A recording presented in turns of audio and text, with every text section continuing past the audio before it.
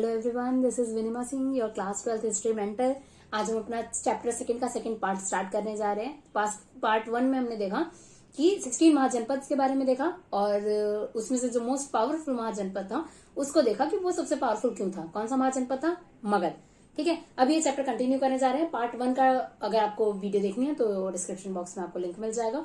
Second, अगर आपको ये वाले नोट्स चाहिए, ठीक है, हैंड रिटन डिजिटल नोट्स चाहिए तो इसका डिस्क्रिप्शन बॉक्स में भी आपको लिंक मिल जाएगा। अभी कंटिन्यू करते हैं और चैप्टर को समझने की कोशिश करते हैं आराम से। पार्ट सेकंड स्टार्ट होता है early empire, founder of Mauryan empire Chandragupta Maurya से। ठीक है, आपने मगध के बारे में देखा। मगध की जो सबसे इंपॉर्टेंट डायनेस्टी आई या सबसे powerful dynasty I, that was Maurya dynasty. किसे कहते हैं? जब एक मैं रूलर हूं, मेरा बेटा रूलर बनेगा, अगला उसका बेटा रूलर बनेगा, उसका बेटा रूलर बनता है, जब एक ही फैमिली से रूलर्स बन रहे होते हैं उसे हम एक डायनेस्टी कहते हैं। ठीक है, तो इनका सरनेम था मौर्य, मौर्य डायनेस्टी। बट किसी एक ने स्टार्ट की होगी ना इस डायनेस्टी को, जिसने स्टार्ट किया उनका नाम था चंद्रगुप्त मौर्य। ठीक है, इसके बाद इनका बेटा बनता है रूलर बिंदुसार, देन उनका बेटा रूलर बनता है अशोक। अशोक के बारे में आपने जरूर सुना होगा। ठीक है, तो यहां से स्टार्ट करते हैं। जब हम किसी पावरफुल, हमने 5 रीजंस देखे थे पावरफुल होने के इस एम्पायर के, जिसमें से 5th रीजन हमने देखा एम्बिशियस रूलर्स थे यहाँ के, है ना। तो थोड़ा सा रूलर के बारे में देखते हैं कि क्या एम्बिशंस थे, किस तरीके के रूलर्स थे। सबसे पहले मौर्य एम्पायर के फाउंडर चंद्रगुप्त मौर्य, उनके बेटे का नाम हो गया और उनके बेटे का नाम हो गया। इससे पहले ऐसा नहीं है कि पूरे मगध एम्पायर को बनाने वाले यही थे, नहीं, इससे पहले भी कई रूलर्स थे। ठीक है, या कई सारी डायनेस्टीज रूल कर चुकी थी यहाँ पे। सबसे पहली जो डायनेस्टी थी दैट वाज हर्यंका डायनेस्टी। उसके पहले रूलर थे बिंबिसार। इसका मतलब अगर हमारा क्वेश्चन आता है कि मगध के सबसे पहले रूलर कौन थे, तो हम बताएंगे बिंबिसार। और मौर्य एम्पायर के सबसे पहले रूलर कौन थे, तो चंद्रगुप्त मौर्य। या सबसे पहली डायनेस्टी यहाँ पे कौन सी थी, तो आप बताओगे हर्यंका डायनेस्टी। ज्यादा याद नहीं रखते हैं, हर्यंका डायनेस्टी, उसके बाद आती है Shishunaga dynasty, Nanda dynasty, then Mauryan dynasty. 4 dynasties का नाम याद रखने हैं। हर्यंका डायनेस्टी, जिसके पहले रूलर थे बिंबिसार। बिंबिसार और बिंदुसार में कंफ्यूज नहीं होना, पहले रूलर थे बिंबिसार।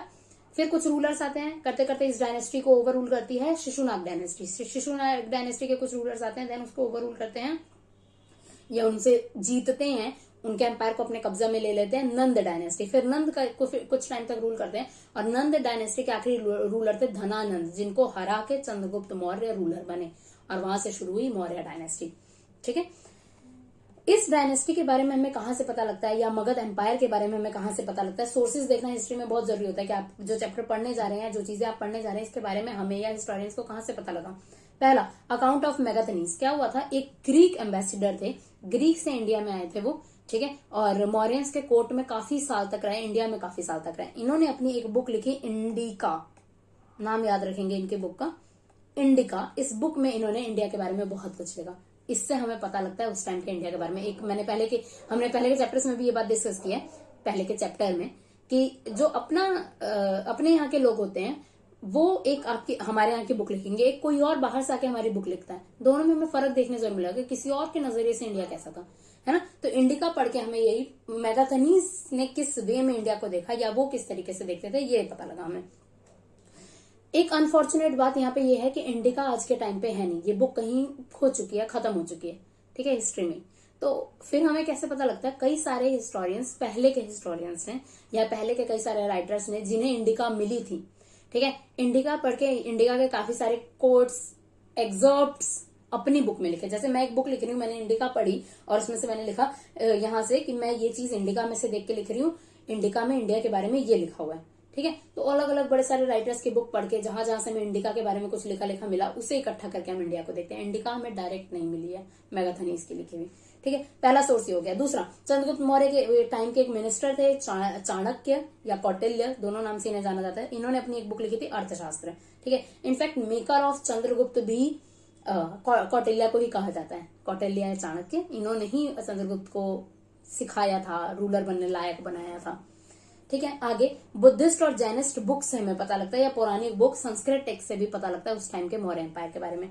लास्ट, अशोकन इंस्क्रिप्शन, जिसके बारे में हम लास्ट क्लास में या लास्ट वीडियो में बड़े अच्छे से डिस्कस कर चुके हैं कि अशोका हर जगह अपने इंस्क्रिप्शन लगवा दिया करते थे लोगों के लिए। उन इंस्क्रिप्शन से भी हमें बहुत कुछ पता लगता है। अब इन रूलर्स में भी, इतने सारे एम्बिशियस रूलर्स में भी मौर्य डायनेस्टी के अशोक सबसे एम्बिशियस और सबसे पावरफुल, सबसे ग्रेट रूलर है। ठीक है, ये पहले ऐसे रूलर थे जो अपने इंस्क्रिप्शंस बड़े बड़े रॉक पे या बड़े बड़े पिलर्स पे अपनी बात को लिखवा के और रखवा देते थे अलग अलग एरियाज में जनता के पढ़ने के लिए।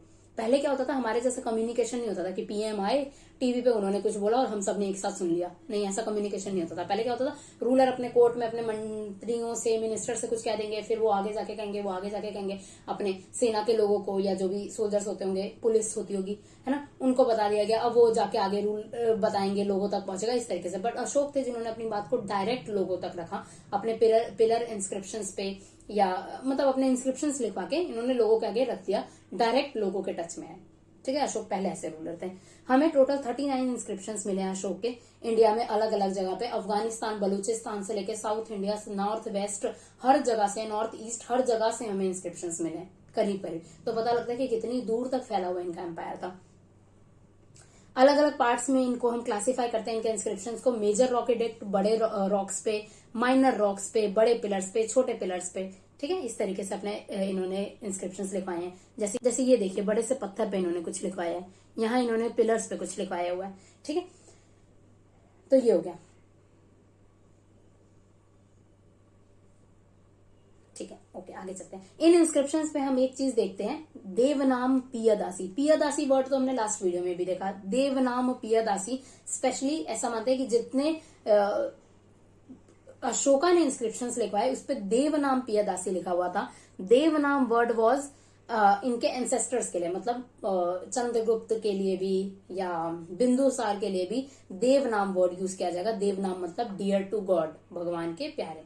ठीक है, और जो पियदासी वर्ड था जिसका मतलब होता है गुड लुकिंग, एक ये यूनिक टाइटल दिख रहा है अशोक के लिए। ये टाइटल जिसने अशोक ने जो चीजें लिखवाई हैं उसी पे देवनाम पियदासी दोनों दिख रहे हैं। नहीं तो देवनाम सिर्फ बाकी के एंसेस्टर सब यूज कर रहे हैं, देवनाम वर्ड सब यूज कर रहे हैं। समवेयर ये डियर टू गॉड खुद को दिखाने की कोशिश कर रहे हैं, गॉड से थोड़ा सा रिलेट करके खुद को दिखाने की कोशिश कर रहे हैं लोगों को, ताकि आप सब बातें मानेंगे रूलर्स की, है ना। इसमें भी Piyadasi good looking word for Ashoka only. Ashok का ये जो एम्पायर है, अशोक के एम्पायर को थोड़ा सा देखते हैं कि ऐसा कैसा इन्होंने एम्पायर बनाया, इतनी दूर में एम्पायर बनाया, किस तरीके के पॉलिटिकल स्ट्रक्चर थे इनके। ठीक है, मगध को हम ऑलरेडी देख चुके हैं मैप में, इस एरिया में हमारा मगध है। ठीक है, यहाँ पे इन्होंने अपनी कैपिटल बदल दी, राजगीर से पाटलिपुत्र कर दी। ठीक है, आगे डिस्कस करेंगे कि क्यों पाटलिपुत्र में ऐसी क्या खासियत थी कि इन्होंने बदल के पाटलिपुत्र कर दिया, राजगीर नहीं रहने दिया। इसके अलावा इनके कुछ पॉलिटिकल सेंटर्स थे, 5 पॉलिटिकल सेंटर मेजर, इनके नाम हमें याद रखने। पहला इनकी capital Pataliputra, next Takshashila, map में देखेंगे ये भी तक्षशिला, पढ़ाई के लिए बड़ी अच्छी जगह थी, दूर दूर से यहाँ पे ये यूनिवर्सिटी थी एक तरीके से, बड़े बड़े चाइनिस्ट, ठीक है, बड़ी दूर की कंट्री से लोग, फॉरेन से लोग आके यहाँ पे पढ़ते थे तक्षशिला में। नेक्स्ट उज्जैनी, उज्जैन भी बड़ा इंपॉर्टेंट सेंटर था इनका। तोसाली एक इंपॉर्टेंट सेंटर था, और स्वर्ण नगरी, ठीक है, वर्ड से आपको पता लग रहा होगा क्या है ये, यहाँ पे सोना बहुत ज्यादा मिलता था। ठीक है, इसलिए इसका नाम रखा गया था स्वर्ण नगरी। तो ये इनके हर डायरेक्शन में एक तरीके से आप देख रहे हो, कॉर्नर कॉर्नर में इन्होंने अपने पॉलिटिकल सेंटर्स बना रखे हैं, मेजर पॉलिटिकल सेंटर, जिसमें तक्षशिला और उज्जैनी बहुत इंपॉर्टेंट था दूर के ट्रेड करने के लिए, दूर से ट्रेड करने के लिए तक्षशिला, और पानी के रूट से दूर से ट्रेड करने के लिए तोसाली, ये दो इंपॉर्टेंट है। सुवर्ण नगरी सोने के लिए इंपॉर्टेंट है। उज्जैन बीच से चारों ओर ये यहाँ पे नजर रखते होंगे, या अपनी खबर जो पहुंचानी होगी पहुंचाएंगे, और कैपिटल तो भाई पाटलिपुत्र थी तो वो तो इंपॉर्टेंट होगी।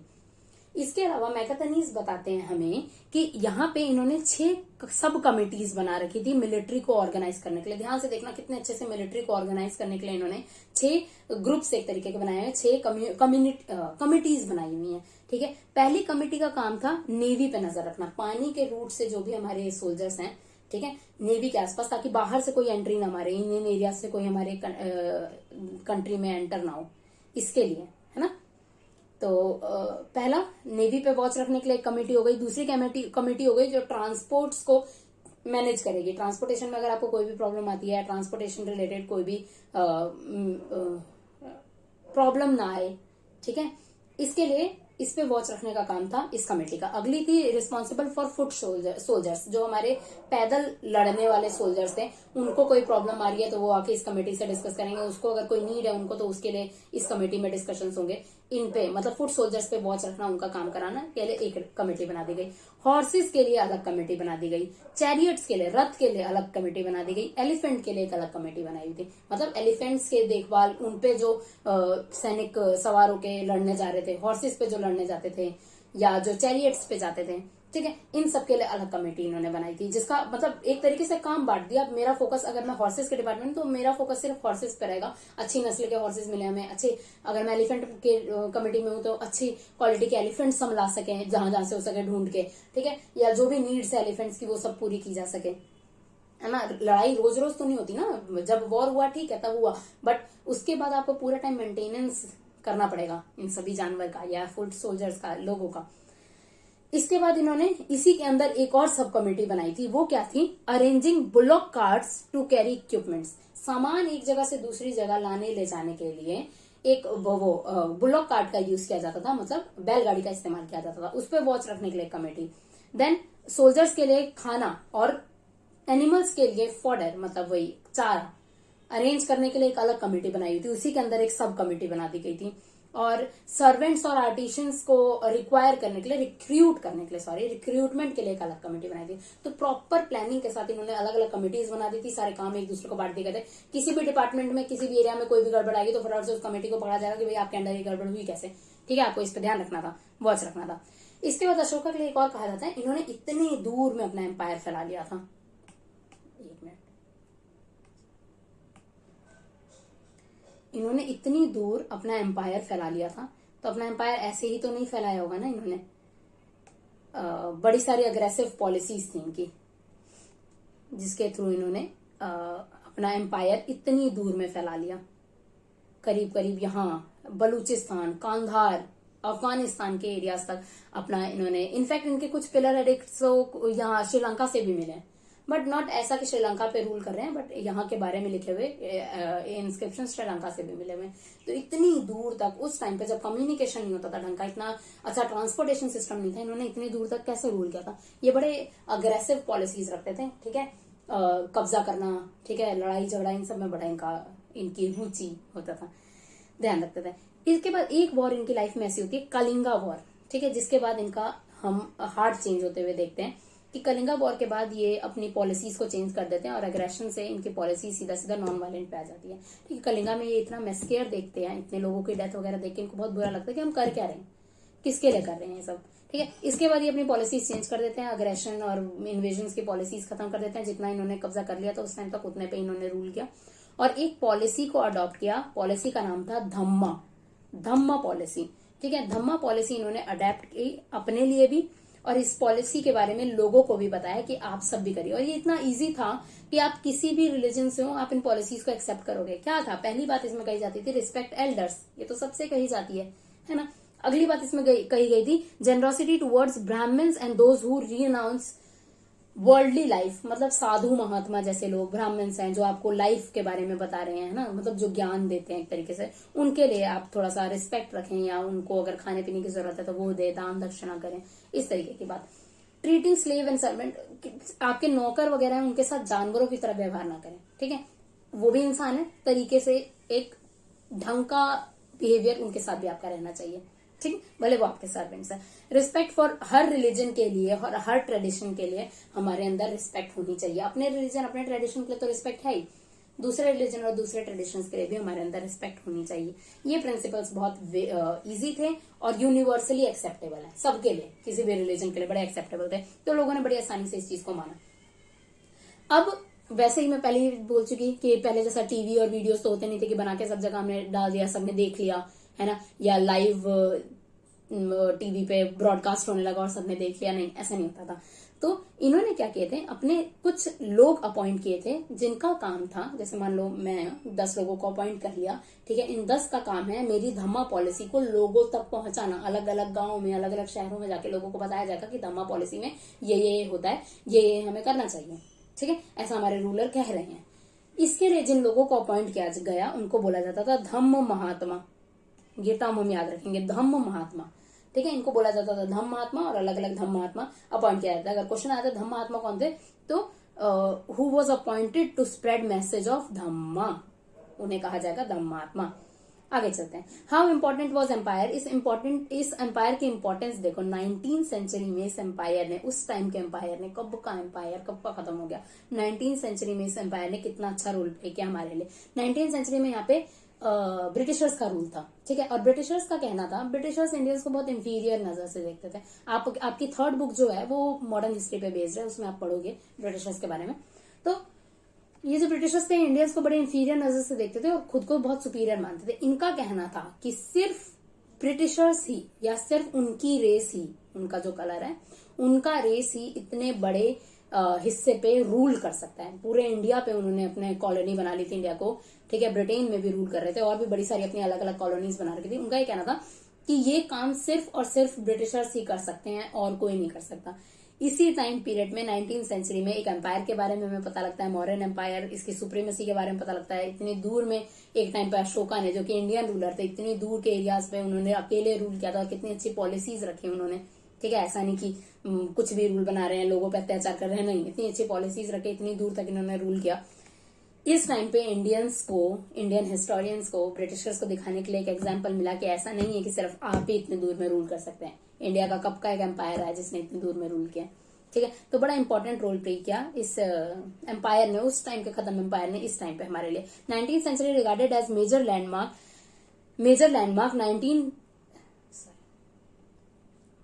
and 20th century historians found possibility that there was an empire in early India, both exciting and challenging.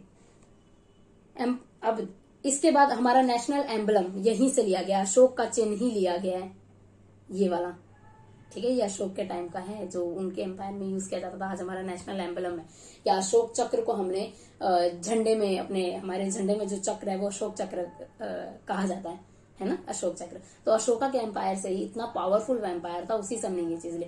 In fact आजादी के टाइम पे लोगों को इस चीज ने बड़ा एनकरेज भी किया था कि हमारा इतना ग्लोरीफाइंग पास्ट है, इतना अच्छा पास्ट है जो हम जानते भी नहीं थे अभी तक, ठीक है। हम नहीं है ऐसे जिन पे कोई और आके कब्जा कर ले और रूल करे, है ना। इस तरीके की बातें लोगों के अंदर नेशनलिज्म की फीलिंग डाली गई थी और एक कलेक्टिव नेशनलिज्म की, ये हिस्ट्री सबकी है, मेरी भी है, तुम्हारी भी है ना। तो इस चीज को लोगों के अंदर डाला गया। बाकी इस एम्पायर की बात करें तो ये एम्पायर ज्यादा टाइम तक नहीं टिका। अशोक के बाद के जो रूलर्स थे वो उतने इफेक्टिव और इतने पावरफुल नहीं थे।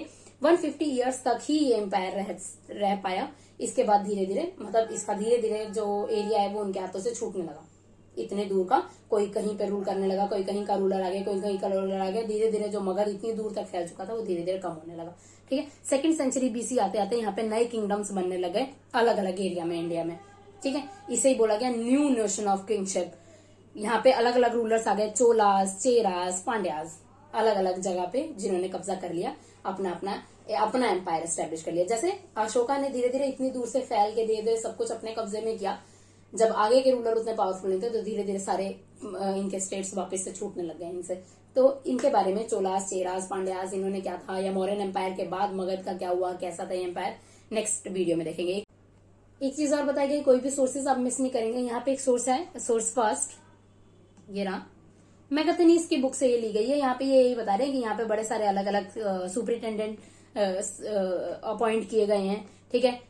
रिवर रूट के लिए अलग, लैंड मेजर करने के लिए अलग डिपार्टमेंट बनाए हुए हैं। जैसे हमने पढ़ा कि अलग अलग डिपार्टमेंट हर चीज के लिए बने हुए हैं, जैसा हम इजिप्ट में देखने मिलता था, ठीक है। काफी अच्छे से लोगों को चार्ज दिया गया है, सब कुछ फ्लुएंटली सप्लाईज वगैरह यहाँ पे हो जाती हैं और पनिशमेंट्स भी दिए जाते हैं, रिवॉर्ड्स भी दिए जाते हैं। जो भी उस टाइम पे इन्होंने देखा था वो इन्होंने इसमें थोड़ा सा बताया हुआ है, ये आप जरूर देखोगे। दूसरा एक इंपॉर्टेंट चीज सोर्स 2 में बताई गई है, कैप्चरिंग एलिफेंट्स फॉर आर्मी। हमने पहली फर्स्ट वीडियो में आपने देखा, फर्स्ट पार्ट में चैप्टर के, कि एलिफेंट बड़ा इंपॉर्टेंट रोल प्ले करता है वॉर्स में, ठीक है। एलिफेंट पकड़ने के लिए ये लोग क्या करते थे, इनके एरिया में जंगलों में एलिफेंट बड़े अच्छे से मिल जाते थे।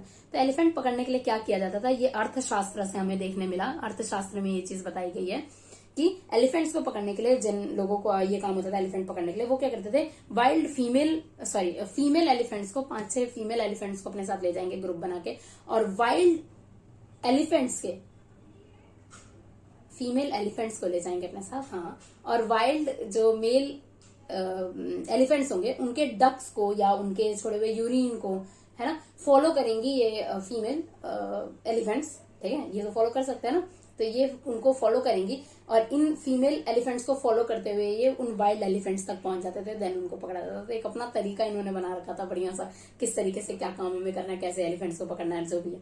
ठीक, इसके बाद ये एम्पायर खत्म हो जाता है। आगे क्या होता है इस एम्पायर में, क्या आगे का किस तरीके से रहता है सेटलमेंट इंडिया का, वो देखेंगे नेक्स्ट पार्ट में।